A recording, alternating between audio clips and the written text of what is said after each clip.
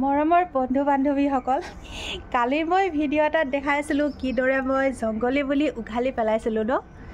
বহুতখিনি ইচ্ছা মোৰ এনেকুৱা গছ গছনিৰ বিষয়ে জানিবলৈ, সেইবাবে মই পঢ়িবলৈ পালোঁ এখন কিতাপত বননোৱা শাকৰ বিষয়ে।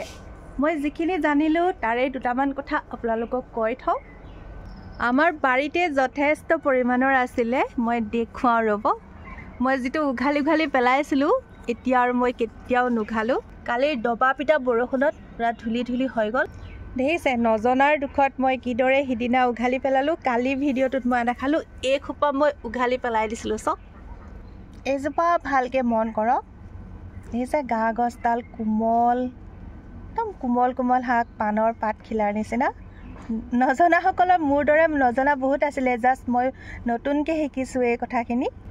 যদিও উঘালি পেলাইছিলোঁ আছে বাৰু। তথাপি এই শাকবিধ নহয় লিভাৰ কিডনী পৰিষ্কাৰ কৰাৰ ওপৰতো, তাৰপিছত মহিলাসকলৰ ধাতু বেমাৰো ভাল হয়।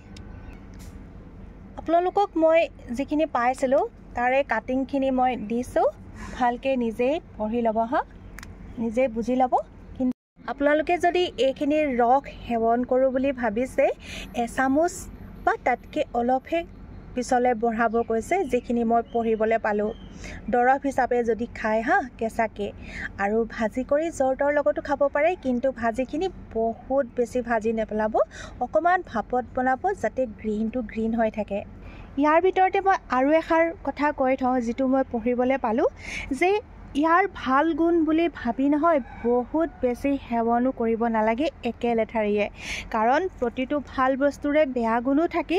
সেইবাবে অতি মাত্ৰা নহয়, তাৰ মাজত চাই চিতি খাব আৰু নহয়নে। বাকী আপোনালোকে চাই লওক নিজে কি আছিলে।